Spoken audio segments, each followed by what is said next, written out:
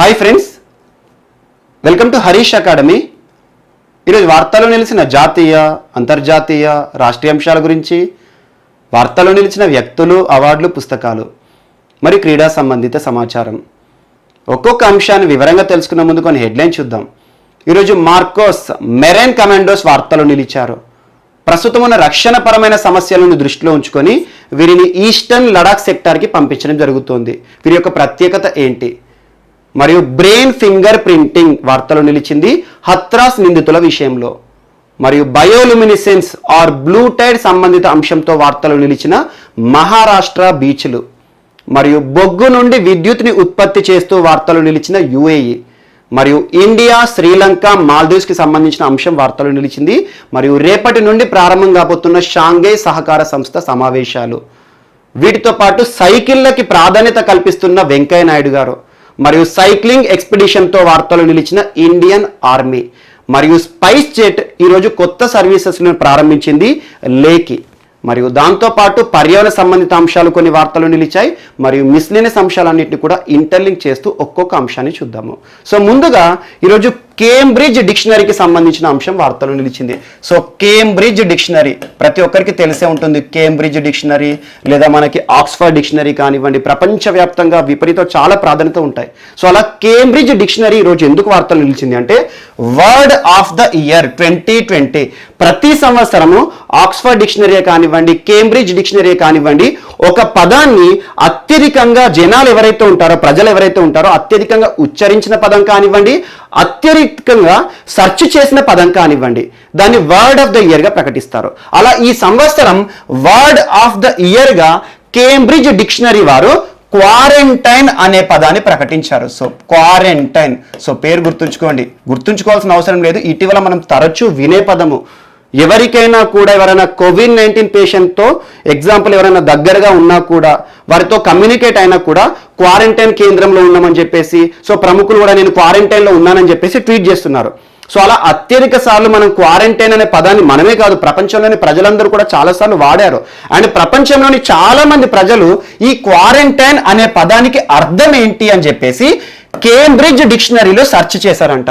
అలా సెర్చ్ చేసినందుకు కాను ఈ సంవత్సరం 2020 సంవత్సరంలో అత్యధిక సార్లు ఈ క్వారంటైన్ అనే పదాన్ని సెర్చ్ చేసినందుకు కాను ఈ సంవత్సరం వర్డ్ ఆఫ్ ద ఇయర్ 2020గా క్వారంటైన్ అనే పదాన్ని గుర్తించింది కేంబ్రిడ్జ్ డిక్షనరీ వారు. సో ఎగ్జామ్లో నేరుగా అడుగుతారు. కొన్ని ఎగ్జామ్స్ జాతీయ స్థాయిలో పరీక్షలు కొన్ని అడుగుతున్నారు. ఎలా అంటే ఈ సంవత్సరం వర్డ్ ఆఫ్ ద ఇయర్గా ఆక్స్ఫర్డ్ డిక్షనరీ ఏ పదాన్ని ప్రకటించింది, కేంబ్రిడ్జ్ డిక్షనరీ ఏ పదాన్ని ప్రకటించింది అంటారు. ఎగ్జాంపుల్ ఆక్స్ఫర్డ్ డిక్షనరీ చూడండి, గడిచిన 3 సంవత్సరాల నుండి ఈ సంవత్సరం ఆక్స్ఫర్డ్ డిక్షనరీ ఏంటంటే ఒక 3 నుండి 4 పదాలను వర్డ్స్ ఆఫ్ ద ఇయర్గా ప్రకటించింది. అది పెద్ద అంత ఇంపార్టెంట్ ఏం కాదు, కానీ అందులో ఒక పదం important, corona virus. Oxford dictionary చాలా పదాలను ఈ సంవత్సరం వర్డ్స్ ఆఫ్ ద ఇయర్గా ప్రకటించింది. Words, not word. అంటే ఈ సంవత్సరం అత్యధిక ప్రాధాన్యత కలిగిన పదాలుగా ఒక 4 to 5 వర్డ్స్ని ప్రకటించింది. అందులో అన్నిటికంటే important corona virus one of the word of the year. అంటే ఆక్స్ఫర్డ్ డిక్షనరీ ప్రకటించిన పదాలు ఏవైతే ఉంటాయో ఈ సంవత్సర పదాలు, అందులో ఒక పదం కరోనా వైరస్. లాస్ట్ ఇయర్ చూసాం మనం టాక్సిక్ అనే పదం. సో అలా word of the year toxic ఒక సంవత్సరం అని, అంతకుముందు మనకు క్లైమేట్ ఎమర్జెన్సీ అని చెప్పేసి ఒక్కొక్క సంవత్సరం ఆక్స్ఫర్డ్ డిక్షనరీ కానివ్వండి లేదంటే కేంబ్రిడ్జ్ డిక్షనరీ కానివ్వండి ఒక్కొక్క పదాన్ని వర్డ్ ఆఫ్ ద ఇయర్గా ప్రకటిస్తాయి. అలా ఈ సంవత్సరము ఒకే ఒక పదాన్ని ప్రకటించడం జరిగింది కేంబ్రిడ్జ్ డిక్షనరీ, క్వారంటైన్ అనే పదాన్ని. ఇది ఒక్కటి గుర్తుంచుకోండి సరిపోతుంది. అండ్ ఆక్స్ఫర్డ్ డిక్షనరీ ప్రకటించిన పదాల్లో కరోనా వైరస్ అనే పదము ఈ సంవత్సరం వర్డ్స్ ఆఫ్ ద ఇయర్లో చోటు సంపాదించుకుంది. ఎందుకంటే ఇటీవల చూడండి, గడిచిన 1 year ఆల్మోస్ట్ ఇంకేంటి 2020 ఎండ్ అవుతోంది. కొన్ని రాష్ట్రాలు ఇంకా నైట్ కర్ఫ్యూలను విధిస్తున్నాయి. మనం నిన్న కూడా మణిపూర్ రాష్ట్రం గురించి చూసాము. అలా ఈ సంవత్సరం అంతా కూడా అత్యధిక సార్లు కరోనా అనే పదాన్నే మనం ఉచ్చరించాము. మనమే కాదు ప్రపంచంలో అత్యధిక సార్లు, అసలు ఇప్పటి వరకు ప్రపంచంలో ఇన్నిసార్లు ఏ పదాన్ని కూడా ఉచ్చరించరు కావచ్చు. అలాంటిది సెర్చ్ ఇంజిన్ ఆధారంగా అత్యధిక మంది క్వారంటైన్ అనే పదాన్ని సెర్చ్ చేశారంట నెట్లో. అంటే క్వారంటైన్ అనే పదానికి అర్థం ఏంటి అని చెప్పేసి. అందుకు కాను కేంబ్రిడ్జ్ డిక్షనరీ 2020 సంవత్సరంలో వర్డ్ ఆఫ్ ద ఇయర్గా క్వారంటైన్ అనే పదాన్ని ప్రకటించడం జరిగింది. నేరుగా గుర్తుంచుకోండి సరిపోతుంది. అండ్ నెక్స్ట్ ఈరోజు సెకండ్ టాపిక్ వచ్చేసి రక్షణపరమైన అంశం. మోస్ట్ ఇంపార్టెంట్ ఇటీవల మనం తరచూ చర్చించుకుంటున్నాం రక్షణపరమైన అంశాలు కానివ్వండి. భారత ప్రభుత్వం ప్రస్తుతం ఉన్న రక్షణ సమస్యలు ఏవైతే ఉంటాయో వాటిని దృష్టిలో ఉంచుకొని ఏ నిమిషంలో ఏ ప్రమాదం వస్తుందో, ఏ దేశం ఎలాంటి ప్రమాదాన్ని సృష్టిస్తుందో అని చెప్పేసి ఇటీవల డ్రోన్లు, ఎగ్జాంపుల్ నావీకి ఇచ్చిన డ్రోన్సే కానివ్వండి, MQ-9B అని చెప్పాను ఒక డ్రోన్, మరియు దాంతోపాటు పోసిడాన్ 8A అని చెప్పాను ఇండియన్ నావీకి సంబంధించి, హెరాన్ డ్రోన్ విషయంలో ఇజ్రాయెల్తో ఒప్పందం అని చెప్పాను. అలా డ్రోన్లు వార్తలు నిలుస్తున్నాయి, రకరకాల విమానాలు వార్తలు నిలుస్తున్నాయి. ఇటీవల చూసే మనం రఫేల్ యుద్ధ విమానం కానివ్వండి, ఇండియా రష్యా రక్షణ ఒప్పందం కానివ్వండి, మరియు మిసైల్ లాంచింగ్స్ కానివ్వండి. సో ఇటీవల రక్షణ పరమైన అంశాలు చాలా వార్తలు నిలిచాయి. రానున్న పోటీ పరీక్షల్లో వీటికి సంబంధించి ఖచ్చితంగా 2 నుండి 3 ప్రశ్నలు అడుగుతారు. రక్షణ పరమైన అంశాలు, అది నావీ కావచ్చు, లేదంటే ఎయిర్ ఫోర్సే కావచ్చు, లేదా ఇండియన్ ఆర్మీ కావచ్చు. సో అలా తరచూ వార్తలు నిలుస్తున్నాయి. నేను ఇటీవల మీకు చాలాసార్లు చెప్పాను, ఈస్టర్న్ సెక్టార్ ఆఫ్ లడాక్, తూర్పు లడాక్ ప్రాంతంలో ఇటీవల చాలా అంశాలు మనం చూస్తున్నాం. అక్కడ ఉన్న సైనికులు ఎవరైతే ఉంటారో, మనను కంటికి రెప్పల సరిహద్దు వెంట కాపలాగా ఉన్న మన సైనికులు, భారత ఆర్మీ జవాన్లు దాదాపు 50,000 మందిని భారత ప్రభుత్వం అక్కడ మోహరించింది. అంటే 50,000 మంది అక్కడ ఈస్టర్న్ లడాక్ సెక్టార్లోనే ఉన్నారు. ఎందుకంటే అది చాలా కీలకమైన ప్రాంతం భారత్కి చైనాకి మధ్యలో. అలా ఈస్టర్న్ లడాక్ సెక్టార్ కానివ్వండి, అక్సాచిన్ కానివ్వండి, పాంగ్యాంగ్ లోయ కానివ్వండి, మరియు అరుణాచల్ ప్రదేశ్ కానివ్వండి, ఈ ప్రాంతాలు చాలా ఇంపార్టెంట్. అందులో ఈస్టర్న్ లడాక్ సెక్టార్ అనేది తరచూ వార్తలు నిలుస్తుంది. అక్కడ 50,000 మంది సైనికులు ఉన్నారు. వారి కోసము రక్షణ పరమైన అంశాలు, మన సైనికులకు రక్షణను ఇవ్వడానికి ప్రత్యేక షెల్టర్లను కూడా ఏర్పాటు చేసింది భారత ప్రభుత్వం. ఈ ప్రాంతంలో యాంటీ రేడియేషన్ మిసైల్స్ కానివ్వండి, ఇలాంటి యాంటీ రేడియేషన్ మిసైల్స్ గా ఉండేటి కొన్ని డ్రోన్స్ కూడా ప్రయోగిస్తుంది భారత ప్రభుత్వం. ఇటీవల రుస్తోమే కానివ్వండి, ఇలాంటివి. అలా DRDO సాయం చేస్తుంది. సైనికులందరికీ కూడా భారత ప్రభుత్వం ప్రత్యేక షెల్టర్ని నిర్మిస్తుంది. సో అలా రక్షణ పరమైన అంశాలు ఈస్టర్న్ లడాక్ సెక్టార్లో మరొక సైన్యాన్ని భారత ప్రభుత్వం పంపించింది. వారెవరంటే మనకి మార్కోస్, పేరు గుర్తుంచుకోండి, మార్కోస్. సో మార్కోస్ అనే పదం ఏంటంటే, ఇది సైనికులు, ప్రత్యేకమైన సైనికులు భారతదేశంలో. వీరు ఇండియన్ ఆర్మీకి సంబంధించిన వారు కాదు, ఇండియన్ నేవీ అంటే మెరైన్ ఫోర్స్ అన్నట్టు, మెరైన్ కమాండోస్ అంటారు వీటిని, మెరైన్ కమాండోస్. మెరైన్ అనే పదం ఎక్కడ వచ్చినా గుర్తుంచుకోండి, అది సముద్రానికి సంబంధించిన అంశము. సముద్రం కానివ్వండి, తీర ప్రాంతం ఉంది కదా, మెరైన్ అని వాడతాం మనం. సో అలా మెరైన్ అంటే మనకు సముద్ర సంబంధిత అంశాలు ఏమైనా వార్తలకు వస్తే దానికి రిలేట్గా వాడతాము. సో మెరైన్ కమాండోస్ అంటే ఏంటి, సముద్రంలో మనకి ఏదైతే ఉంటుందో ఇండియన్ నావీలో పనిచేసే సైనికులు. ఈ ఇండియన్ నావీలో పనిచేసే మార్కోస్ లేదా మెరైన్ కమాండోస్ చాలా ఫాస్ట్గా రియాక్షన్ ఉంటుంది, చాలా వరకు కూడా టాలెంటెడ్గా ఉంటారు. అతి స్వల్ప కాలంలోనే మనకు కావాల్సిన రిజల్ట్ కూడా ఇస్తారు. ఏదైనా అనుకోని యుద్ధం వచ్చింది అనుకోండి, వీరు వితిన్ ఫ్రాక్షన్ ఆఫ్ సెకండ్లోనే షూటింగ్ చేయడం కానివ్వండి, అక్కడ నుండి తప్పించుకోవడం కానివ్వండి, ఆ ప్రాంతాన్ని మన చేతిలోకి తీసుకోవడం కానీ చేస్తారు. అలాంటి ఫాస్ట్గా ఉండే సైనికులు మార్కోస్. సో వీరిని భారత ప్రభుత్వం ఈరోజు ఈస్టర్న్ లడాక్ సెక్టార్కి పంపించింది. సో ఈస్టర్న్ లడాక్ సెక్టార్లో ఒకవైపు ఇండియన్ ఆర్మీ సైనికులు పనిచేస్తున్నారు, మరియు దాంతోపాటు నావీలో పనిచేస్తున్న marine commandos, most important marine commandos లేదా మార్కోస్ అంటారు వీరిని. మార్కోస్ని ఈస్టర్న్ లడాక్ సెక్టార్కి పంపించడం జరిగింది. దీంతో పాటు ఈరోజు గరుడ్ స్క్వాడ్ని కూడా పంపిస్తోంది. గరుడ్, సో గరుడ్ పేరులోనే ఉంది వైమానిక అన్నట్టు, అంటే మన ఇండియన్ ఎయిర్ ఫోర్స్ లో పనిచేసే జవాన్లు ఎవరైతే ఉంటారో గరుడ్ స్క్వాడ్. సో ఈ గరుడ్ స్క్వాడ్ ని కూడా ఈస్టర్న్ లడాక్ సెక్టార్ కి భారత ప్రభుత్వం ఈరోజు పంపిస్తుంది. గరుడ్ స్క్వాడ్ యొక్క ప్రత్యేకత ఏంటంటే, వీరి దగ్గర కొన్ని ప్రత్యేకమైన వెపన్స్ ఉంటాయి. ఎలాంటి వెపన్స్ అంటే, ఎగ్జాంపుల్ మనం ఇటీవల కాలంలో చూసాము, DRDO చేసిన మిసైల్ లాంచింగ్ ప్రయోగాలు, క్షిపణి ప్రయోగాల్లో ఎక్కువగా ఏదైనా ఒక లాంచ్ ప్యాడ్ ఉంటుంది, ఒక లాంచింగ్ వెహికల్ కానివ్వండి, లేదా మనం ఒక షిప్ నుండి కానివ్వండి, ఏదో ఒక వెహికల్ నుండి మనం లాంచ్ చేస్తాం. కానీ వీరి దగ్గర ఎవరైతే గరుడ్ స్క్వాడ్ ఉంటారో, ఈ గరుడ్ వైమానిక రంగానికి సంబంధించిన సైనికులు, వీరి దగ్గర భుజాలపై నుండి మిసైల్ లాంచ్ చేసే వెహికల్స్ ఉంటాయి. అంటే భుజాలపై నుండి కూడా వీళ్ళు క్షిపణిని ప్రయోగిస్తారు అన్నట్టు. అలాంటి అత్యాధునిక సైనికులు గరుడ్ స్క్వాడ్. ఈ గరుడ్ స్క్వాడ్ ని కూడా ఈస్టర్న్ లడాక్ సెక్టార్ కి పంపించడం జరిగింది భారత ప్రభుత్వం. సో గరుడ్ స్క్వాడ్ దగ్గర ఉండే క్షిపణులు ఏంటంటే ఇగ్లా అనే క్షిపణి.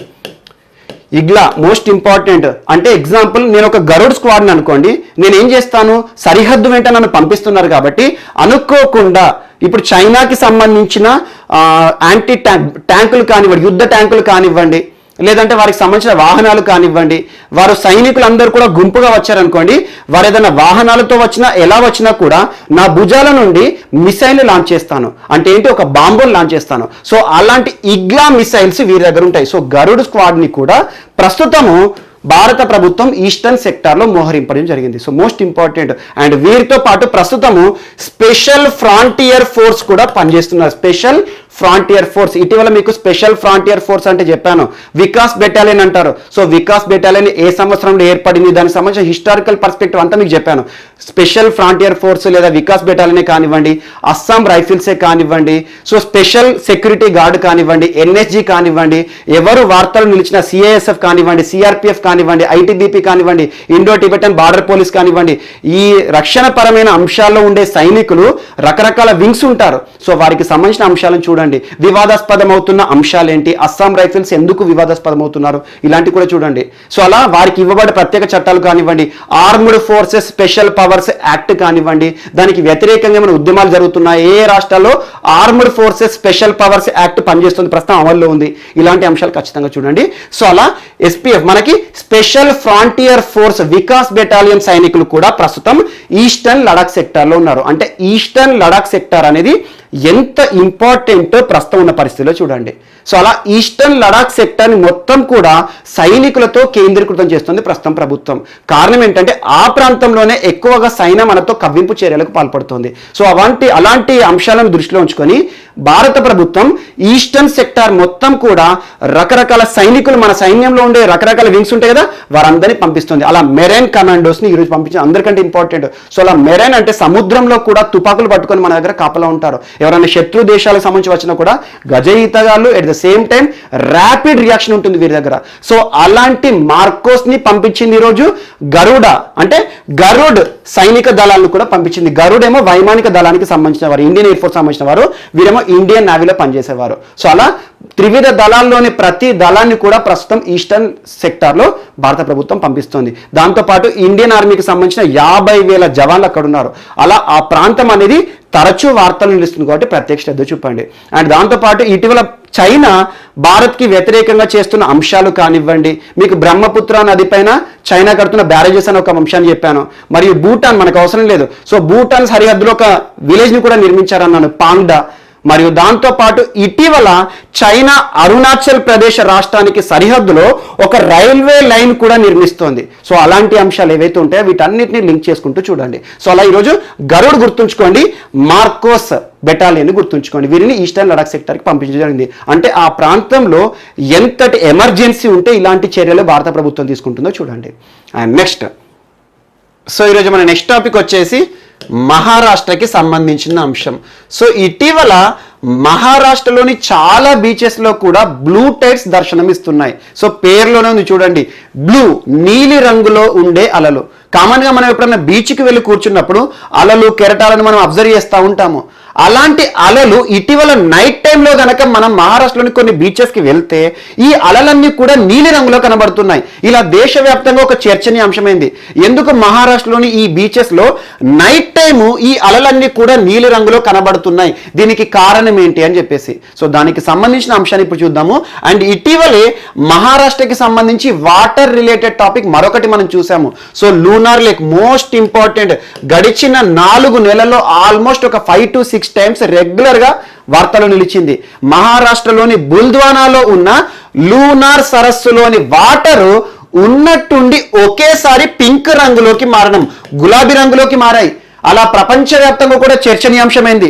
శాస్త్రవేత్తలు వచ్చేసి ఆ వాటర్ శాంపుల్, నీరి శాస్త్రవేత్తలు, national environmental engineering research institute శాస్త్రవేత్తలు ఆ వాటర్ శాంపుల్ మరియు అగార్కర్ రీసెర్చ్ ఇన్స్టిట్యూట్ వారు ఆ వాటర్ శాంపుల్ ని అబ్జర్వ్ చేసి ఈ పింక్ రంగు వాటర్ కి కారణం ఏంటంటే హాలో ఆర్కియా అని చెప్పారు. సో అలా ఒక స్మాల్ మైక్రో ఆర్గానిజమ్స్ ఈ వాటర్ అంతా కూడా పింక్ రంగులోకి మార్చాయని చెప్పారు. సో అలా ఇటీవలే లూనార్ లేక్ సంబంధించిన మోస్ట్ ఇంపార్టెంట్ టాపిక్ మరొకటి రామ్సార్ సైట్ గా గుర్తించబడడం. సో ఖచ్చితంగా లూనార్ లేక్ గురించి చూడండి. ఎందుకు ఇప్పుడు లూనార్ లేక్ తో కంపేర్ చేస్తున్నానంటే ఈ లూనార్ లేక్ లో ఉన్న వాటర్ అంతా కూడా పింక్ రంగులోకి మారింది. కానీ ఇక్కడ ఈ నీలి అలలు ఏవైతే ఉంటాయో వాటర్ అనేది పింక్ రంగులోకి మారలేదు. ఆ వాటర్ లో ఉండే చిన్న చిన్న జీవులు ఉంటాయి కదా, లివింగ్ ఆర్గానిజమ్స్, వాటి నుండి వచ్చే కాంతి ద్వారా ఈ బ్లూ లైట్ అనేది కనబడుతుంది. So most important bioluminescence. So మీరు చాలాసార్లు వినే ఉంటారు బయోలుమినిసెన్స్. ఎగ్జాంపుల్ మనం చిన్నప్పటి కూడా చూసే ఉంటారు. ఒక చిన్న జీవి, మనకు ఒక చిన్న ఇన్సెక్ట్, మినుగురు పురుగు అంటారు, లైట్ పురుగు అంటాం మనం. సో అలా మినుగురు పురుగు ఏదైతే ఉంటుందో దాని శరీరం నుండే లైట్ అనేది వస్తుంది, ప్రకాశవంతమైన కాంతి. సో అలాంటి మినుగురు పురుగు లాంటివే ఈ ప్రపంచంలో మన భూమి పైన చాలా వరకు లివింగ్ ఆర్గానిజమ్స్ వాటి శరీరం నుండి లైట్ని, కాంతిని వెదజల్లుతాయి. అలాంటి వాటిలో ఎగ్జాంపుల్ కొన్ని మొక్కలు ఉంటాయి, కొన్ని ప్లాంట్స్ నుండి కూడా లైట్ అనేది వస్తుంది. మరియు చిన్న చిన్న స్మాల్ ఇన్సెక్ట్స్, ఎగ్జాంపుల్ మినుగురు పురుగు అని చెప్పాను. మరియు కొన్ని రకాల జంతువులు, మరియు దాంతోపాటు కొన్ని రకాల ఫంగీ కానివ్వండి, బ్యాక్టీరియా కానివ్వండి, చాలా వరకు లివింగ్ ఆర్గానిజమ్స్ నుండి వాటి శరీరం నుండి లైట్ అనేది వస్తుంది. కొన్ని రకరకాల రంగుల లైట్ను కూడా వెదజల్లుతాయి. సో అలాంటి లైట్ అనేది ఏదైతే ఉంటుందో బయోలుమినిసెన్స్ అంటారు. బయో అంటే ఏంటి? జీవి. ఏదైతే లివింగ్ ఆర్గానిజమ్స్ ఉంటాయో వాటి గురించి మనం చర్చించేటప్పుడు బయో అనే పదాన్ని వాడతాం. బయో అంటే లైఫ్. సో అలా లివింగ్ ఆర్గానిజమ్స్ నుండి వచ్చే లైట్ ఏదైతే ఉంటుందో ఆ వెదజల్లడాన్ని మనం బయోలుమినిసెన్స్ అంటాము. యాక్చువల్గా బయోలుమినిసెన్స్ డెఫినేషన్ ఏంటంటే it is the property of living organism to emit light from it's body. అంటే దాని శరీరం నుండి ప్రకాశవంతమైన కాంతిని వెదజల్లడాన్ని బయోలుమినిసెన్స్ అంటారు. బయో అంటే జీవి నుండి వచ్చే లైట్ అన్నట్టు. సో అలాంటి జీవుల నుండి వచ్చే లైట్ ద్వారానే ఈ మహారాష్ట్రలోని బీచెస్ ఏవైతే ఉంటాయో అవన్నీ కూడా బ్లూ రంగు కనబడుతున్నాయి. అలా ఫైటో ప్లాంక్టన్స్ అనే ఒక వర్గాన్ని గుర్తుంచుకోండి. Phytoplanktons most important. Phytoplanktons are వేరే లేకపోతే పేరు ఏంటంటే డైనోఫ్లాజెల్లేట్స్. ఇటీవల మహారాష్ట్రలోని ఈ బీచెస్ ఏదైతే ఉంటాయో ఆ సరిహద్దు ప్రాంతం అంతా కూడా అక్కడ పెద్దగా మోహరించాయి లివింగ్ ఆర్గానిజమ్స్. అలా ఉన్న జీవుల నుండి బ్లూ కలర్ లైట్ అనేది ఎమిట్ అవుతుంది. అంతే తప్పితే వాటర్ అనేది బ్లూ రంగులోకి మారట్లేదు. సో దీనికి కారణమైన ప్రక్రియ ఏంటంటే బయోలుమినిసెన్స్. అది ఒక్కటే గుర్తుంచుకోండి. ఇటీవల మహారాష్ట్రలోని బీచెస్ ఏవైతే ఉంటాయో అక్కడ ప్రకాశవంతమైన నీలి రంగు కనబడుతోంది. దాని యొక్క ప్రక్రియ, దాని పేరేంటి అంటారు bioluminescence. Bioluminescence is the property of living organism to emit light from its body. So ఒక జీవి దాని శరీరం నుండి ప్రకాశవంతమైన కాంతిని వెదజల్లడాన్ని బయోలుమినిసెన్స్ అంటాము. అలా బయోలుమినిసెన్స్ కూడా ప్రతి జీవి, భూమి మీద ఉన్న ప్రతి జీవి నుండి రాదు. కొన్ని రకాల జీవులు మాత్రమే ఉంటాయి. వాటిని మనం ఫైటోప్లాంక్టన్స్, ఈ వర్గం నుండి ఉన్న జీవులు ఏవైతే ఉంటాయో వాటి నుండి వస్తాయి, లేదా డైనోఫ్లాజెల్లేట్స్. ఇలా మరి ప్రకాశవంతమైన లైట్ని ఎందుకు ఆ జీవులు వెదజల్లిస్తాయంటే ఒకటే కారణం, anti predatory action. So predatory action అంటే ఏంటి? ఎగ్జాంపుల్, శత్రువులు. ఈ సృష్టిలో ఎలా ఉంటుంది, మనిషి ఒకదాన్ని పట్టేసుకొని తింటాడు. అలా సైకిల్ అనేది ఉంటుంది కదా, ఫుడ్ సైకిల్. ఒక జీవి పైన మరొక జీవి ఆధారపడి పనిచేస్తుంది. సో అందులో భాగంగా ఈ చిన్న చిన్న లివింగ్ ఆర్గానిజమ్స్ ఏవైతే ఉంటాయో దాని శత్రువులు దాని దగ్గరికి వచ్చినప్పుడు ఆటోమేటిక్గా దీని నుండి ప్రకాశవంతమైన లైట్ని వెదజల్లుతాయి. ఆటోమేటిక్గా ఏమవుతుంది, ఆ శత్రువు ఏదైతే ఉంటుందో ఆ శత్రువు దీన్ని చూసి భయపడుతున్నట్టు, ఇదేదో లైట్ వస్తుంది సో దాని దగ్గరికి పోవద్దని చెప్పేసి. అలా ఒక యాంటీ ప్రిడేటరీ యాక్షన్ మాత్రమే ఇది. అలా ఇందులో ఉండే రకరకాల ప్రోటీన్స్ ఉంటాయి కదా, ముఖ్యంగా సింగిల్ సెల్యులార్ బాడీస్ ఏవైతే ఉంటాయో వాటి నుండి ఎక్కువగా ఈ బయోలుమినిసెన్స్ ప్రక్రియ అనేది కనబడుతుంది. ముఖ్యంగా మనకి ప్రోటీన్ రియాక్షన్స్, ఈ అలలన్నీ ఉంటాయి కదా, ఈ అలలన్నీ కూడా ఇట్లా వస్తూ పోతూ ఉంటాయి ముందడికి వెనుకకి. సో ఆటోమేటిక్గా ఏమవుతుంది, ఇక్కడ ఉండే చిన్న చిన్న జీవులు ఏంటంటే మన శత్రువు మన దగ్గరకు వస్తుందేమో అని చెప్పేసి ఈ ప్రకాశవంతమైన లైట్ను ఒకేసారి జీవులన్నీ కూడా వెదజల్లేసరికి ఇదంతా కూడా బ్లూ రంగులో కనబడుతుంది. సో ఫైటోప్లాంక్టన్స్, బయోలుమినిసెన్స్ లేదా బ్లూ టైడ్ మరియు డైనోఫ్లాజెల్లేట్స్ అవి ఇక్కడ ఎక్కువగా ఉన్న కారణంగా వాటి శరీరం నుండి ఈ లివింగ్ ఆర్గానిజమ్స్ నుండి ఈ ప్రకాశవంతమైన లైట్ ఏదైతే వస్తుందో ఏకకాలంలో అదంతా కూడా వచ్చేసరికి మనకు బ్లూ రంగులో కనబడుతుంది. సో అలా మహారాష్ట్రలోని బీచెస్లో ఎక్కువగా ఇటీవల కాలంలో బ్లూ టైడ్స్ కనబడుతుంది. కారణం ఏంటంటే ఫైటోప్లాంక్టన్స్ లేదా డైనోఫ్లాజెల్లేట్స్. సో అలా బయోలుమినిసెన్స్ అనే ప్రక్రియ ద్వారా చిన్న చిన్న జీవులు ఈ ప్రకాశవంతమైన లైట్ని వెదజల్లిస్తున్నాయి. సో ఇది ఒక్కటి గుర్తుంచుకుంటే సరిపోతుంది. అలా మహారాష్ట్రలోని బీచెస్లో ఇటీవల శాటిలైట్ ఫోటోస్ కూడా తీయడం జరిగింది. చాలా టీవీలో కూడా రావడం జరుగుతుంది. చూడండి ఒకసారి, మీరు గూగుల్లో కూడా చూడండి. అలా చాలా వరకు కూడా టూరిజం పరంగా కూడా చాలా అద్భుతమైన ప్రాంతాలు అవుతాయి ఇక్కడ. ఇవి ఏం చేస్తే మనం అక్కడ ఈ అలలు ఏవైతే ఉంటాయో ఆ అలల్లోకి మనం వచ్చి నిలబడ్డా కూడా అవి మనం ఏం చేయవు, మనకేమో హాని చేయవు. కానీ వాటికి ఎవరైనా హాని చేస్తారో అని చెప్పేసి అవి లైట్ని వెదజల్లిస్తాయి అన్నట్టు. సో అలాంటి ప్రకాశవంతమైన లైట్ ఎక్కడైతే ఉంటాయో ఈ బయోల్యూమినిసెన్స్ ఉండే జీవులు కానీ చెట్లు ఎక్కడ ఉంటాయో అవి టూరిజం పరంగా కూడా చాలా వరకు అద్భుతంగా కూడా అభివృద్ధి చెంది ఉంటాయి. సో అలా బయోల్యూమినిసెన్స్ ప్రక్రియ ఈరోజు వార్తలు నిలిచింది. అలా మినుగురు పురుగుని చాలా మంది చూస్తూ ఉంటారు కదా, అలాంటివి చిన్న చిన్న జీవులు భూమి మీద చెట్లు, కొన్ని జంతువులు కానీ, బ్యాక్టీరియా కానీ, ఫంగి కానివ్వండి, రకరకాల జీవులన్నీ కూడా బయోల్యూమినిస్ ప్రక్రియలో పాల్గొంటాయి. ఇది ఒకటి ఇంపార్టెంట్. అండ్ నెక్స్ట్ ఈరోజు సముద్రానికి సంబంధించి అని చెప్పాను కదా. సో సముద్రానికి సంబంధించి సముద్రంలో ఉన్న మన భారతదేశం వచ్చేసి పెనిన్సులా, 3 దిక్కులకి కూడా సముద్రం ఉంటుంది. మరియు శ్రీలంక సముద్రంలోనే ఉంది, ఒక ఐలాండ్ నేషన్. మరియు ఇంకొకటి మాల్దీవ్స్ అనుకోండి. సో అలా ఇండియా, శ్రీలంక, మాల్దీవ్స్ ఈ 3 దేశాల మధ్యలో కూడా నిన్న ఒక సమావేశం జరిగింది. మోస్ట్ ఇంపార్టెంట్, ఈ సమావేశంలో భారతదేశం నుండి ఎవరు పార్టిసిపేట్ చేశారంటారు. ప్రస్తుతం భద్రతా సలహాదారు, ఇండియన్ జేమ్స్ బాండ్ అంటాం మనం, అజిత్ దోవల్ గారు. సో అజిత్ దోవల్ గారు ఎవరు? ప్రస్తుతం మన ఇండియా సెక్యూరిటీ విషయంలో అడ్వైజర్, నేషనల్ సెక్యూరిటీ అడ్వైజర్ అంటారు. భారతదేశంలో జాతీయ భద్రతా సలహాదారు, కీలకమైన పోస్ట్. ఆల్రెడీ మనకు చెప్పాలంటే నరేంద్ర మోడీ గారికి చాలా సాన్నిహిత్యము. ఇటీవల కాలంలో జమ్మూ కాశ్మీర్ ఆర్టికల్ 370 తీసివేసిన తర్వాత కూడా అక్కడ రక్షణపరమైన అంశాలు ఎలా ఉన్నాయని చెప్పేసి అజిత్ దోవల్ గారు అక్కడ పర్యటించే చూశారు. సో అలా ఇండియన్ జేమ్స్ బాండ్ గా పేరు పొందిన అజిత్ దోవల్ గారు నిన్న శ్రీలంక వెళ్ళడము, అక్కడ ఈ 3 దేశాల మధ్య త్రైపాక్షిక సమావేశం ఏదైతే ఉంటుందో 3 దేశాలు ఇండియా, శ్రీలంక, మాల్దీవ్స్ మధ్యలో సమావేశంలో పార్టిసిపేట్ చేయడం జరిగింది. ఇందులో చర్చించుకున్న అన్నిటికంటే మోస్ట్ ఇంపార్టెంట్ సముద్ర జలాల రక్షణ. ఈ సముద్ర ప్రాంతాలను ఎలా సంరక్షించుకోవాలి, ఈ మ్యూచువల్ వన ప్రాంతాలు 3 దేశాల మధ్యలో ఈ సముద్ర జలాలను ఎలా రక్షించుకోవాలి, మరియు సముద్ర కాలుష్యం ఇటీవల తరచూ చూస్తున్నాం, చాలా వరకు ఆయిల్ స్పిల్లింగ్స్ జరుగుతూ ఉంటాయి. సముద్ర కాలుష్యాన్ని ఎలా నివారించాలి, మరియు దాంతో పాటు ఈ 3 దేశాల మధ్యలో పరస్పర ఆర్థిక సహకారం ఎలా ఉండాలి. దీంతో పాటు ఇటీవల ఇండో పసిఫిక్ ప్రాంతంలో ఎక్కువగా చైనా ఆగడాలు అవుతున్నాయి. సో అలా చైనాకి సంబంధించి ఏ రకంగా అడ్డుకట్ట వేయాలి అనే ఉద్దేశం ఆధారంగా ఈ 3 దేశాలకు సంబంధించి ఒక సమావేశం జరిగింది. కానీ గుర్తుంచుకోండి, శ్రీలంక చైనాకి మంచి మిత్రుడు, కానీ ఇండియా, మాల్దీవ్స్ మాత్రం చాలా మంచి సంబంధాలు ఉంటాయి. ఎందుకంటే ఇటీవల మనం ఎక్కువగా దేశ సంబంధాలు చూస్తే ఇండియా, మాల్దీవ్స్ సంబంధాలు చాలా వరకు వార్తలు నిలిచాయి. మనం ఆపరేషన్ సంజీవనే కానివ్వండి, ఇటీవల mission Sagar security and growth for all in the region, mission Sagar 1లో 5 దేశాల్లో మాల్దీవ్స్ ఒకటి. మరి ఇటీవల మాల్దీవ్స్ దేశంలో భారత ప్రభుత్వం చేస్తున్న అభివృద్ధి కార్యక్రమాలు కానివ్వండి, క్రికెట్ స్టేడియం నిర్మాణం కానివ్వండి, క్యాన్సర్ హాస్పిటల్ నిర్మాణం కానివ్వండి, మరియు ఎసెన్షియల్ ఎమర్జెన్సీ సర్వీసెస్ కానివ్వండి, ఫిష్ డెవలప్మెంట్ సంబంధిత అంశాలు కానివ్వండి, చాలా అంశాలు మనం చూస్తున్నాం. మరియు దాంతోపాటు ఇటీవల ఇండియా, శ్రీలంక మధ్యలో కూడా సాన్నిహిత్యం అనేది పెరుగుతోంది. ముఖ్యంగా ఇటీవల జరిగిన శ్రీలంక ఎన్నికలపైన ప్రత్యక్ష శ్రద్ధ చూపండి, దాని గురించి మనం చర్చించాము. శ్రీలంకలో కొత్తగా పార్టీ అధికారంలోకి వచ్చిందని చెప్పేసి రాజపక్సేలు ప్రస్తుతం శ్రీలంకలో బలంగా ఉన్నారు.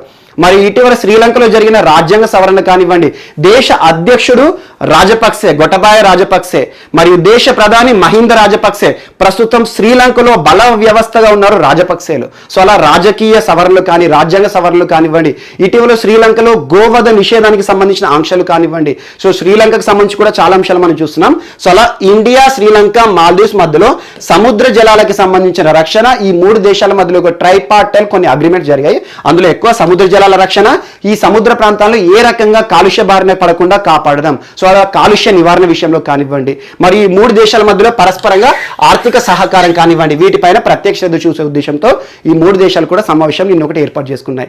దాదాపు 6 సంవత్సరాల తర్వాత ఈ 3 దేశాలు కూడా ఒకే స్టేజ్ పైన పార్టిసిపేట్ చేయడము. అండ్ ఈ సమావేశం తర్వాత మన Indian James Bond Ajit Doval garu Sri Lanka అధ్యక్షునితో ప్రత్యేక సమావేశంలో కూడా పార్టిసిపేట్ చేశాడు. ఇద్దరు కూడా కొన్ని భారతదేశానికి శ్రీలంక మధ్యలో సంబంధాల విషయాన్ని చర్చించారు. సో అలా గొటబాయ రాజపక్సేతో పర్సనల్గా కూడా కొన్ని సంబంధాల విషయంలో మాట్లాడడం జరిగింది. సో అలా జస్ట్ గుర్తుంచుకోండి, ఇటీవల 3 దేశాలకు సంబంధించి 6 ఏళ్ల తర్వాత 6 ఇయర్స్ తర్వాత ఈ 3 దేశాలు ఒకే స్టేజ్ని పంచుకోవడం జరిగింది. ఇందులో ఎక్కువగా సముద్ర ప్రాంతాల పర్యవేక్షణ కాబట్టి వీటిపైన ప్రత్యేక నిఘా, వీటి మధ్యలో బలమైన సంబంధాలు కానివ్వండి, మారిటైమ్ రిలేషన్ విషయంలో ప్రత్యేకంగా కొన్ని ఒప్పందాలు జరిగాయి. అదొక్కటి చూడండి సరిపోతుంది. అండ్ నెక్స్ట్ ఈరోజు స్పైస్ జెట్ వార్తలు నిలిచింది. ప్రైవేట్ స్పైస్ జెట్, సో మనకి ప్రైవేట్ ఎయిర్లైన్స్ ఉంటాయి చాలా వరకు కూడా, కింగ్ ఫిషరే కానివ్వండి, స్పైస్ జెటే కానివ్వండి, అండ్ ఇంటర్నేషనల్ ఎయిర్లైన్స్ కూడా చాలా ఉంటాయి. సో అలా స్పైస్ జెట్ ఈరోజు వార్తలు నిలిచింది. స్పైస్ జెట్ వీరి యొక్క నూతన సర్వీసెస్ని లేకి కనెక్ట్ చేయడం జరిగింది. లడాఖ్లో ఉన్న లే ఏదైతే ఉంటుందో ఇప్పటి వరకు ఈ లడాక్ ప్రాంతం భారతదేశంతో చాలా వరకు కూడా కనెక్టివిటీ సమస్యలను ఎదుర్కొనేది. అలాంటి కనెక్టివిటీ సమస్యలను ఎదుర్కొంటున్న లడాక్ ప్రాంతాన్ని ప్రస్తుతం భారతదేశంతో కనెక్ట్ చేయాలి అనే ఉద్దేశంతో లే మరియు ఢిల్లీ మధ్య మొట్టమొదటి విమానాన్ని నడపడం జరిగింది స్పైస్ జెట్. మోస్ట్ ఇంపార్టెంట్, అది కూడా ఫ్రైట్ సర్వీసెస్, అంటే ప్యాసింజర్ సర్వీసెస్ తో ప్రారంభించలేదు. ఫ్రైట్ సర్వీసెస్ అంటే ఏంటంటే గూడ్స్, కార్గో ఉంటాయి కదా, కార్గో సర్వీసెస్ తో ప్రారంభించారు. దాదాపు 13 టన్నుల గూడ్స్ ని ఢిల్లీ నుండి లే ప్రాంతానికి తరలించడం జరిగింది. అలా ఇప్పటి నుండి ఢిల్లీ నుండి లే వరకు కూడా ప్రత్యేక విమానాలను నడుపుతామని చెప్పేసి ఇందుకోసము బోయింగ్ 737 విమానాలను కూడా స్పైస్ జెట్ సంస్థ కేటాయించడం జరిగింది. స్పైస్ ఎక్స్ప్రెస్ అంటారు. మనకి ఇటీవల కాలంలో కార్గో ఎక్స్ప్రెస్ స్పైస్ జెట్ కి సంబంధించి అనుబంధ సంస్థ ఏంటంటే spice express. So cargo services, spice jet అంటేనేమో ప్యాసింజర్ సర్వీసెస్ సంబంధించి విమానాలు నడుపుతారు.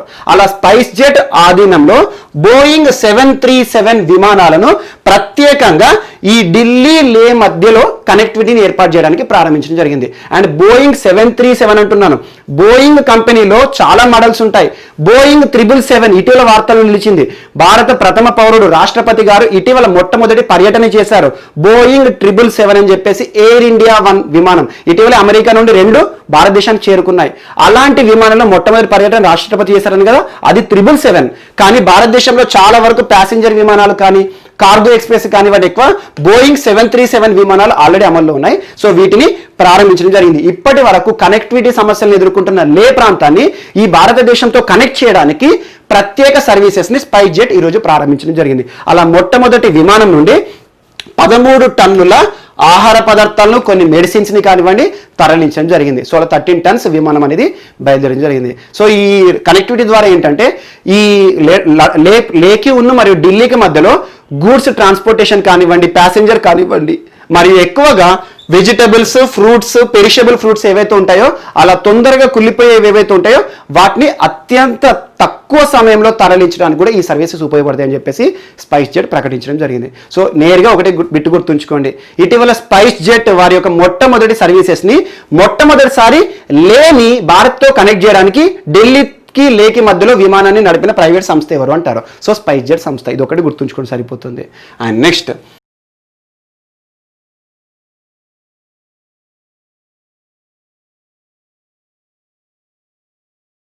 సో ఈరోజు మన నెక్స్ట్ టాపిక్ వచ్చేసి బ్రెయిన్ ఫింగర్ ప్రింటింగ్.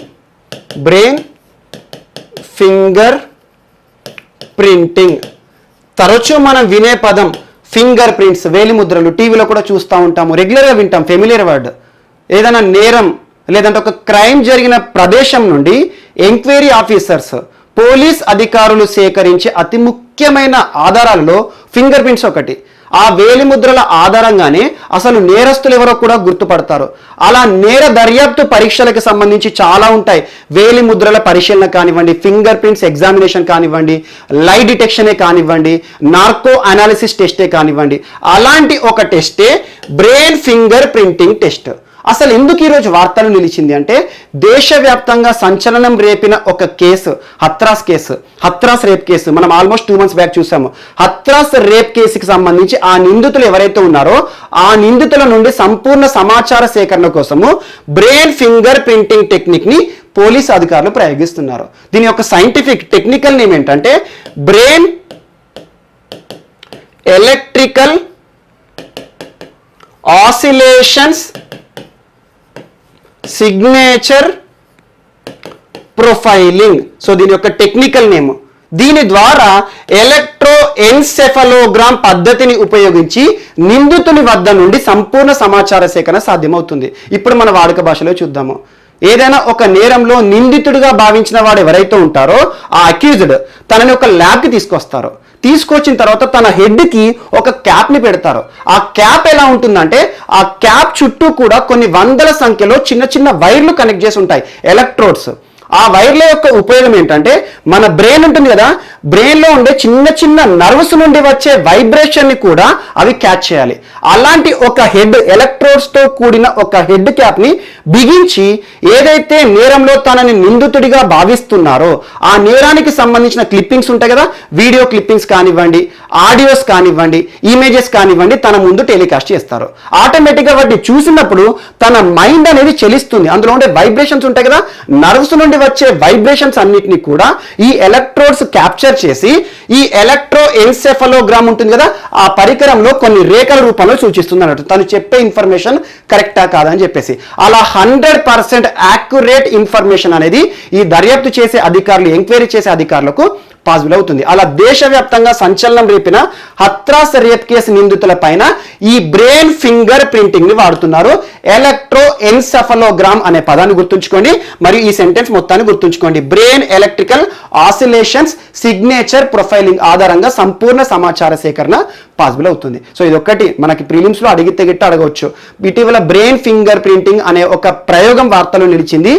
ఏ కేసు నిందితుల పైన ప్రయోగిస్తున్నారు అంటారు. అలా హత్రాస్ రేప్ కేసు నిందితుల పైన ప్రయోగించి సంపూర్ణ సమాచార సేకరణ చేయబోతున్నారు దర్యాప్తు అధికారులు.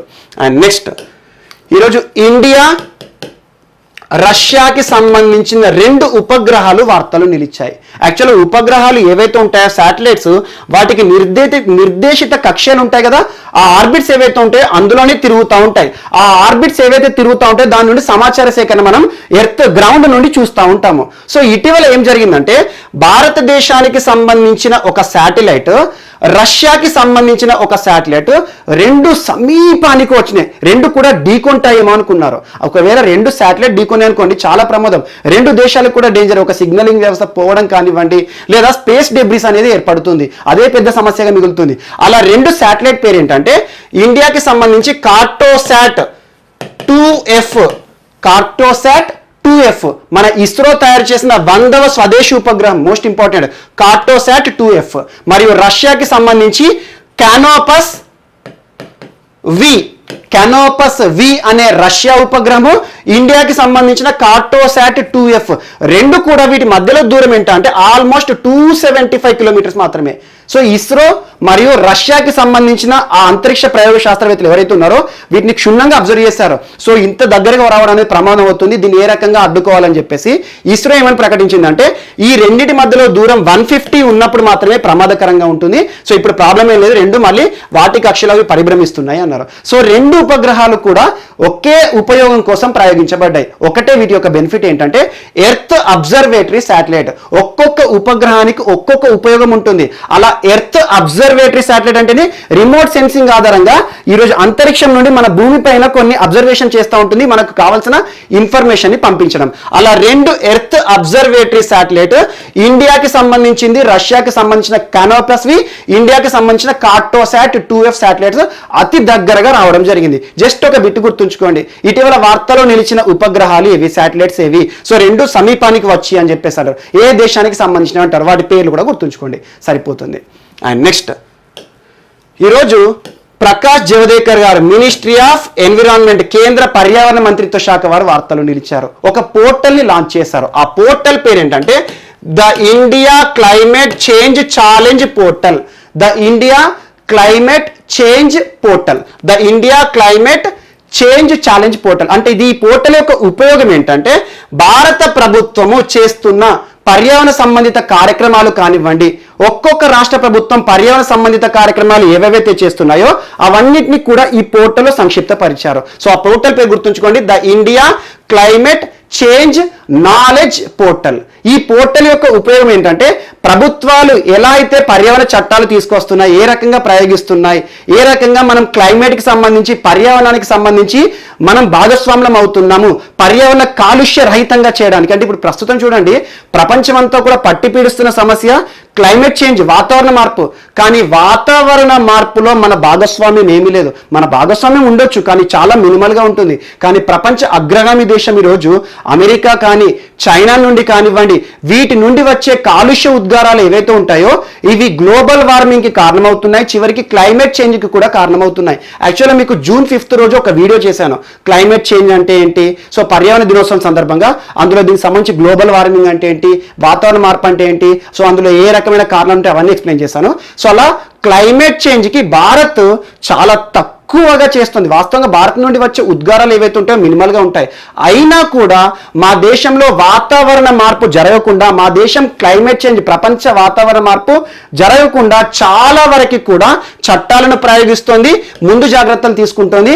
అండ్ 2020 సంవత్సరం వరకల్లా సుస్థిర అభివృద్ధి లక్ష్యాలే కానివ్వండి, లేదా వాతావరణ సంబంధిత అంశాలు ఏవైతే ఉంటాయో టార్గెట్స్, అవన్నిటిని ఇప్పటి వరకే ఇండియా అచీవ్ చేసిందని చెప్పేసి ఒక అంశాన్ని చెప్పడం జరిగింది. సో ఈరోజు వార్తలు నిలిచిన పోర్టల్ ఏంటి అంటారు, పోర్టల్ పేరు గుర్తుంచుకోండి, the India climate change knowledge portal. So అలా భారతదేశంలోని రాష్ట్ర ప్రభుత్వాలు మరియు కేంద్ర ప్రభుత్వము పర్యావరణ సంబంధిత అంశాల విషయంలో తీసుకుంటున్న చర్యలన్నింటినీ కూడా ఒక పోర్టల్ రూపంలో సంక్షిప్తపరచడం జరిగింది.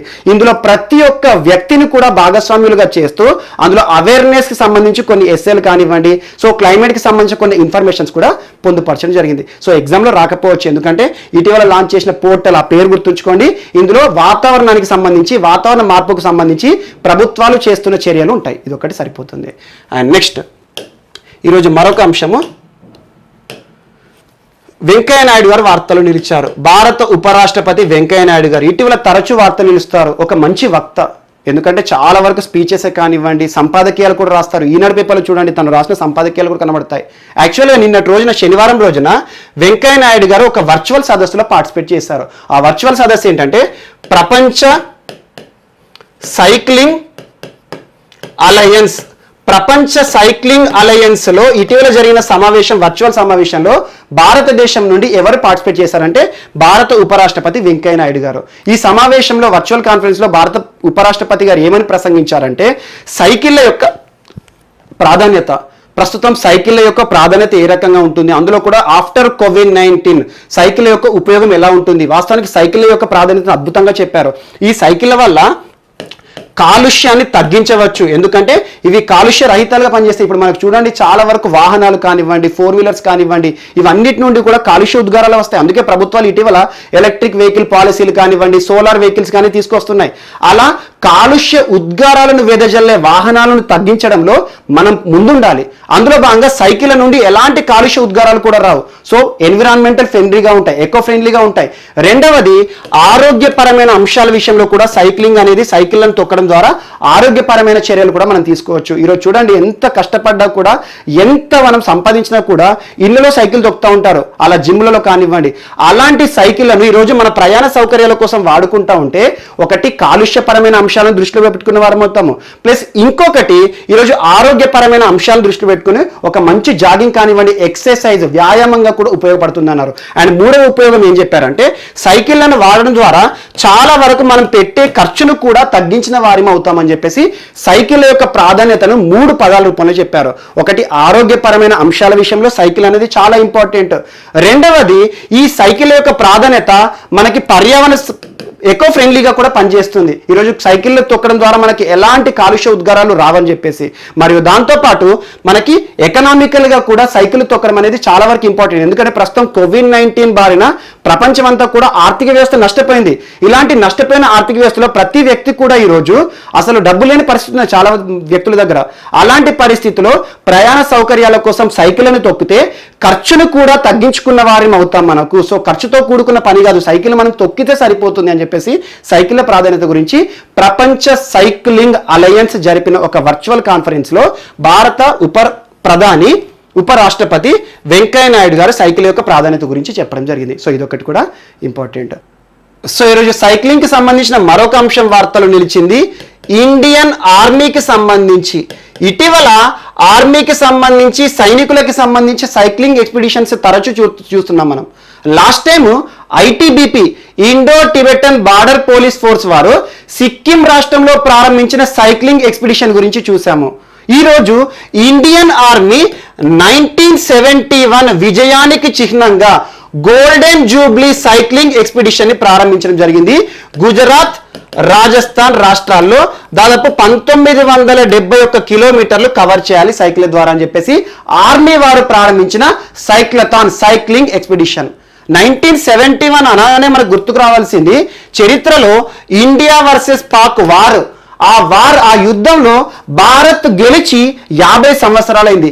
ఈ 50 సంవత్సరాల జ్ఞాపకార్థము గోల్డెన్ జూబ్లీ సెలబ్రేషన్స్ లో భాగంగా ఈ సైక్లింగ్ ఎక్స్పిడిషన్స్ ని ఇండియన్ ఆర్మీ వారు ప్రారంభించడం జరిగింది. సో పేరు కూడా చూడండి, ఈ పేరులో కూడా మనకు అర్థం ఉంది. స్వర్ణిం విజయ్ వర్ష సైక్లథాన్ 1971 ని ఇటీవల ఎవరు ప్రారంభించారు? Indian army. ఇండియన్ ఆర్మీలో కూడా ఒక్కొక్క బెటాలియన్ కి ఒక్కొక్క పేరు ఉంటుంది. అందులో Konark corps of Indian army అని గుర్తుంచుకోండి. So Konark group of Indian army లేదా Konark corps of Indian army వారు ఈ సైక్లింగ్ ఎక్స్పిడిషన్ ని 1971 విజయానికి జ్ఞాపకార్థము గుజరాత్, రాజస్థాన్ రాష్ట్రాల్లో ప్రారంభించడం జరిగింది. సో నేరుగా ఎగ్జామ్ లో బిట్ అడుగుతారు. సో దీనికి లింక్ చేసుకోండి. ఐటీబీపీ వారు లాస్ట్ టైం మనం ఎప్పుడు చూసాము, ఐటీబీపీ యానివర్సరీ సందర్భంగా సిక్కిం రాష్ట్రంలో ప్రారంభించిన సైక్లింగ్ ఎక్స్పిడిషన్. సో ఈరోజు మరొక cycling expedition golden jubilee cycling expedition Pakistan పై గెలుపుకి చిహ్నంగా ప్రారంభించడం జరిగింది గుజరాత్, రాజస్థాన్ రాష్ట్రాల్లో. అండ్ నెక్స్ట్ టాపిక్, ఈరోజు ఒక పేరు మార్పు అంశం మరొకటి వార్తలు నిలిచింది, మరొకసారి కర్ణాటక వార్తలు నిలిచింది. ఇటీవల కర్ణాటకలోని కొన్ని రైల్వే స్టేషన్ల పేరు మార్పుకు సంబంధించి తరచూ మనం చూస్తున్నాం. హుబ్లీ రైల్వే స్టేషన్ కానివ్వండి, శ్రీ సిద్ధరూధ స్వామీజీ కానివ్వండి, ఇటీవల హవేలీ రైల్వే స్టేషన్ పేరు మార్పు అని చెప్పాను. ఈరోజు ఒక మెడికల్ ఇన్స్టిట్యూట్ పేరు మార్పు వార్తలు నిలిచింది. రాష్ట్ర ప్రభుత్వం ఆ మెడికల్ ఇన్స్టిట్యూట్ పేరు మార్పుని దివంగత భారత మాజీ ప్రధాని అటల్ బిహారీ వాజ్పేయి పేరు పెట్టడం జరిగింది. అటల్ బిహారీ వాజ్పేయి పేరు పెట్టడం జరిగింది. సో ఆ పేరు ఏంటంటే ప్రస్తుతం ఏ పేరు మార్పు అంటే మనకి Bowring lady Curzon medical college. So British వారి కాలం నాటిది Bowring lady Curzon medical college ఇటీవల వార్తలు నిలిచింది. ఏ రాష్ట్రానికి సంబంధించింది అంటారు? కర్ణాటక రాష్ట్రము. ప్రస్తుతం బెంగళూరులో ఉంది, శివాజీ నగర్ లో. సో బెంగళూరు శివాజీ నగర్ లో ఉన్న Bowring lady Curzon medical institute and research ఆ కాలేజీ పేరుని ఎవరి పేరుతో మార్చారు అంటారు? సో దివంగత మాజీ ప్రధాని అటల్ బిహారీ వాజ్పేయి గారి పేరుని బౌరింగ్ లేడీ కర్జన్ పేరులో పెడతారు. సో ఇదొకటి ఇంపార్టెంట్. సో అలా ఇక మీదట Bowring lady Curzon medical college and research institute పేరు కాస్త Atal Bihari Vajpayee medical college and research institute గా మనం చూడబోతున్నాం. బెంగళూరులో ఉన్న ఒక మెడికల్ కాలేజ్. సో ఇటీవల చాలా వరకు పేరు మార్పు ప్రక్రియలు వార్తలు నిలుస్తున్నాయి. నిన్నటి క్లాస్ లో కూడా నేను చెప్పాను అయోధ్య విమానాశ్రయం పేరు మార్పు అని. అంతకుముందు మనం చూసాము రైల్వే స్టేషన్స్ ఏవైతే ఉంటాయో వాటి పేరు మార్పు. అలా మెడికల్ కాలేజీలు ఏవైతే ఉన్నాయో అలా చరిత్రలో మనకు బ్రిటిష్ వారి కాలంలో ఉన్న ఏవైతే ఉన్నాయో వాటి పేరు మార్పు ప్రక్రియ ప్రస్తుతం బీజేపీ అధికారంలో ఉంది కాబట్టి బీజేపీకి సంబంధించి ప్రముఖ వ్యక్తుల పేర్లు పెట్టడం జరుగుతుంది. ఇది ఒకటి కూడా important. And next Nitin Gadkari garu flyover man of India అంటారు, మహారాష్ట్రకి సంబంధించిన వ్యక్తి. సో నిన్నటి రోజున దాదాపు 7,477 కోట్ల రూపాయల అభివృద్ధి కార్యక్రమాలను నేషనల్ హైవే డెవలప్మెంట్ ప్రోగ్రామ్స్ ని ప్రారంభించారు ఉత్తరప్రదేశ్ రాష్ట్రంలో. నేషనల్ హైవేస్ అంటున్నాను, జాతీయ రహదారుల నిర్మాణ కార్యక్రమం. దాదాపు 16 జాతీయ రహదారులను యూపీలో నిర్మించే ఉద్దేశంతో 7,477 కోట్ల రూపాయలను కేటాయించడం జరిగింది. సో ఇది ఒకటి జస్ట్ ఒక మిస్లేనియస్ పాయింట్ కింద యాడ్ చేసుకోండి. ఇటీవల చాలా వరకు నేషనల్ హైవే అభివృద్ధి కార్యక్రమాల గురించి చూస్తున్నాం. సో అలా ఉత్తరప్రదేశ్ మరొకసారి వార్తల్లో నిలిచింది. దాదాపు 16 జాతీయ రహదారుల అభివృద్ధి కోసము కేంద్ర ప్రభుత్వము 7,477 కోట్ల రూపాయల కార్యక్రమాన్ని ప్రారంభించడం జరిగింది. సో ఇదొకటి యాడ్ చేసుకోండి సరిపోతుంది. అండ్ దీంతో పాటు ఒక మిస్లేనియస్ అంశం కింద యాడ్ చేసుకోండి, యుఏఈ ఈ రోజు వార్తల్లో నిలిచింది. UAE, so UAE United Arab Emirates.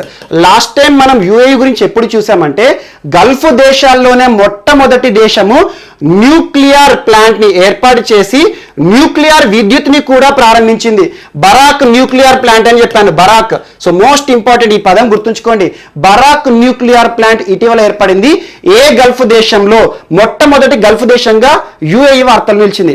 ఈరోజు యుఏఈ మరొక అంశంతో వార్తలు నిలిచింది. గల్ఫ్ దేశాల్లోనే మొట్టమొదటి దేశంగా యుఏఈ. ఎందుకంటే బొగ్గు నుండి విద్యుత్ని తయారు చేసే ఒక ప్లాంట్ నిర్మాణం విషయంలో దుబాయ్లో ఏర్పాటు చేస్తున్నారు. దుబాయ్లోని హస్యన్ అనే ఒక విద్యుత్ ప్లాంట్ ని ప్రారంభించడం జరిగింది. సో దాదాపు 3.4 బిలియన్ US$ ఖర్చుతో ఈ బొగ్గు నుండి విద్యుత్ తయారు చేసే ఒక ఉత్పత్తి ప్లాంట్ ని ప్రారంభించడం జరిగింది UAE ప్రభుత్వం. సో దాదాపు ఈ 2020 సంవత్సరంలోనే 600 మెగావాట్ల విద్యుత్ని ప్రారంభిస్తాము అని చెప్పారు.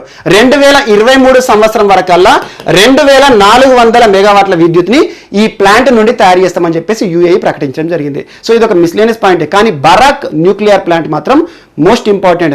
గల్ఫ్ దేశాల్లోనే మొట్టమొదటి న్యూక్లియర్ ప్లాంట్తో UAE వార్తలు ఇచ్చింది almost 1 month back. Barakah nuclear plant UAE. అలా ఈ రోజు గల్ఫ్ దేశాల్లోనే మొట్టమొదటి దేశంగా బొగ్గు నుండి థర్మల్ విద్యుత్ అన్నట్టు బొగ్గు నుండి విద్యుత్ని ఉత్పత్తి చేస్తూ వార్తలు నిలిచిన దేశం ఏది అంటే UAE.